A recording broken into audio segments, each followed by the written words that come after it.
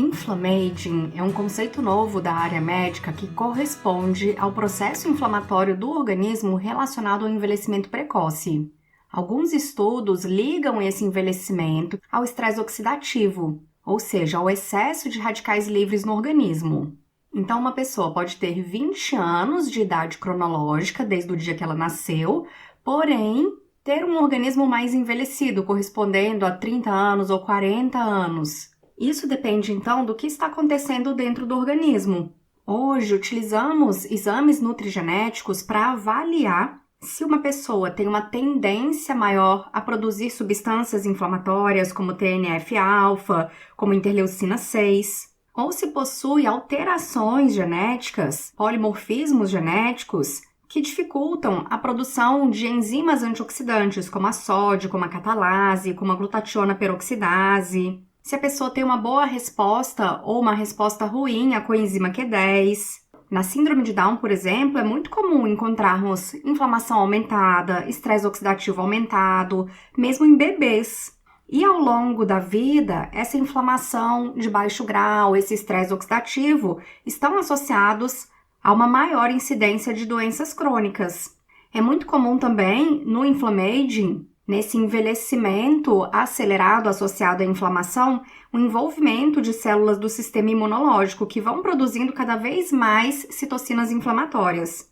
E essas, por sua vez, vão ativando fatores de transcrição no DNA, no material genético, como o NF-κB. O NF-κB é o principal fator de transcrição relacionado à resposta inflamatória, mas, por outro lado, existem muitas evidências de que o uso de nutracêuticos como curcumina, como resveratrol, como EGCG, que são compostos bioativos das plantas, reduzem essa inflamação, reduzem esse estresse oxidativo, modulam esse processo de envelhecimento e que também técnicas integrativas como a prática de yoga, a meditação também conseguem modular a expressão de genes como o NF-κB.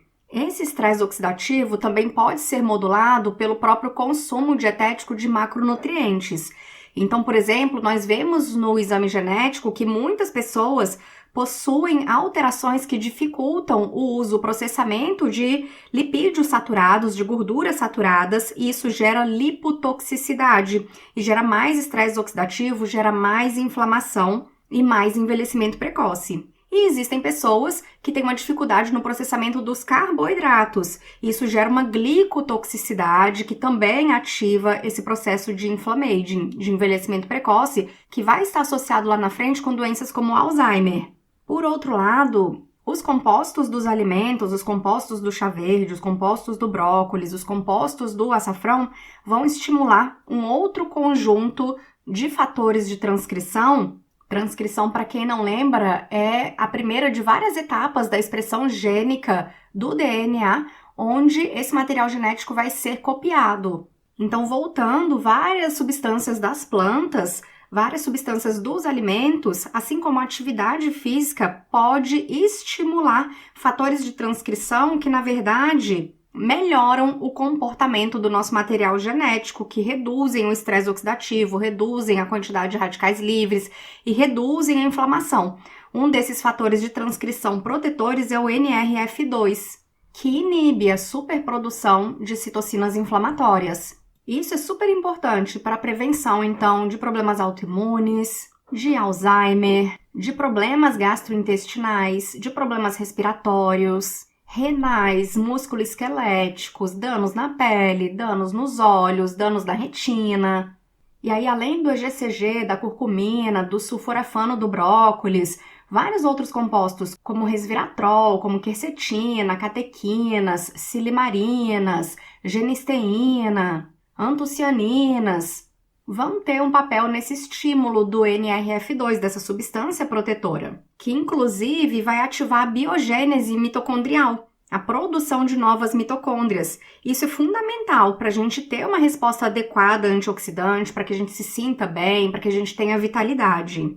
E eu falei das pessoas com síndrome de Down que podem ter uma resposta inflamatória mais acelerada, mais aumentada, um risco maior de estresse oxidativo.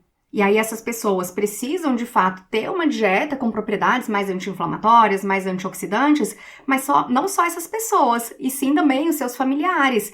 Então, quando nós pesquisamos também nos exames nutrigenéticos, é muito comum que os pais de pessoas com síndrome de Down, que os irmãos de pessoas com síndrome de Down tenham características similares. Hoje a gente já tem estudos mostrando que as mães de pessoas com síndrome de Down, principalmente as que tiveram filhos com síndrome de Down em idade mais precoce, antes dos 30 anos, também têm um risco aumentado de estresse oxidativo, inclusive de demência. Então é muito importante que a gente faça uma pesquisa na família, como é que a pessoa responde, se ela tem um bom metabolismo de nutrientes, de carboidratos, de gorduras, de vitaminas, de minerais, se ela tem intolerâncias alimentares que prejudicam o seu metabolismo, alergias alimentares, se o processo de eliminação de toxinas funciona adequadamente, porque isso nos dá um norte sobre as condutas que vão gerar a longo prazo maior qualidade de vida, que vão reduzir perda de massa muscular, vão reduzir risco de sarcopenia, vão melhorar a sensibilidade à insulina, vão prevenir o envelhecimento precoce do sistema imunológico. E a nutrição ela tem, de fato, um forte poder sobre a nossa saúde.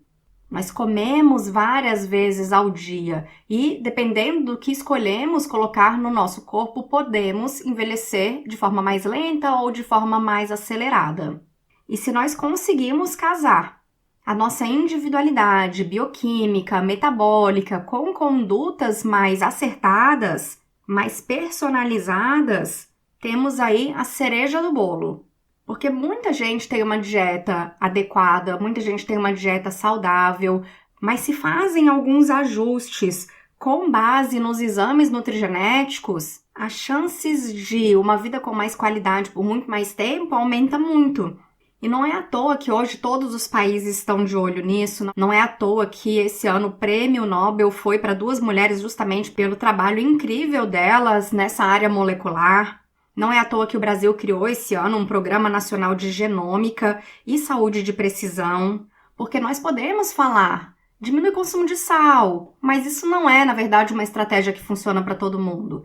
Diminui o consumo de glúten, mas não é uma estratégia que funciona para todo mundo. Diminui o consumo de gordura saturada, a mesma coisa, não é uma estratégia que funciona para todo mundo.